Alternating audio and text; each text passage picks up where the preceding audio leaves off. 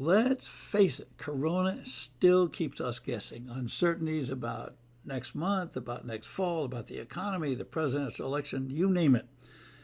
But we did get a picture into the future from voters in Wisconsin and Ohio recently. Let's see what they told us. Hi, I'm Hedrick Smith, longtime New York Times correspondent, former Washington bureau chief, and creator of investigative documentaries for PBS Frontline. With Corona, not surprisingly, we're all worried about how to avoid it, worried about getting it, worried about our jobs, worried about paying the rent, worrying about whether or not our kids are going to be back in school or college next fall.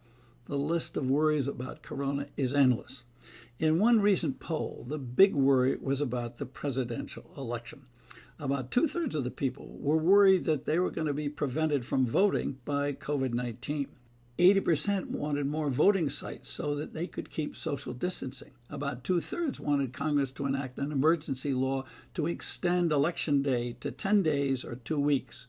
Various ideas are floating around, but rather than theorizing about it, why don't we take a look at the actual vote that took place in Ohio and Wisconsin in April and see what it tells us. The Wisconsin message is absolutely clear. Given a choice facing Corona, most people would rather vote by mail than in person. And that's a huge change from 2 years ago or 4 years ago. In 2016, for example, in Milwaukee, nearly 170,000 people showed up to vote in person at the polling sites. This year, less than 19,000, and already 50 of them have tested positive for coronavirus. But by contrast, 125,000 people in that same city voted by absentee ballot, and that happened all across the state of Wisconsin. More than 1 million votes were cast by absentee by mail, and that was more than 70% of the total vote. Far, far, far beyond anything Wisconsin has ever seen before. And it wasn't an accident. What happened was that Democrats saw the handwriting on the wall, while Republican lawmakers were pushing for an in-person vote in Wisconsin in April. Democrats were orchestrating a huge vote-by-mail campaign across the state. In a city like Milwaukee, which is a Democratic stronghold with a heavy Black and Latino vote, and those are voters that don't normally vote absentee. They like to vote in person.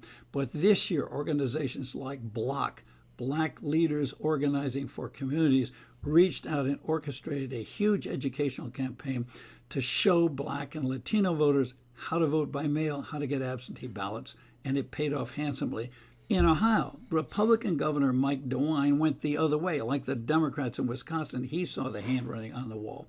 And instead of doing what President Trump is advocating, that is fighting mail voting, DeWine decided that the entire Ohio primary election, Republican and Democrat, would be run by mail, conducted by mail.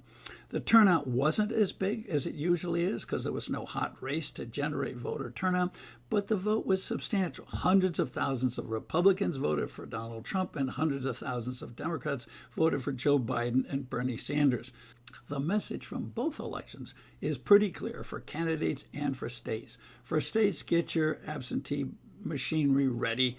This is the way a lot of voters want to go. And for candidates and parties, no matter what you think about mail voting, you better get your base ready because this is what American voters want to do. And before you go, have a look. Punch that button down there and have a look at some of our video. And also, look at that one down there. Please subscribe and join us. Thanks.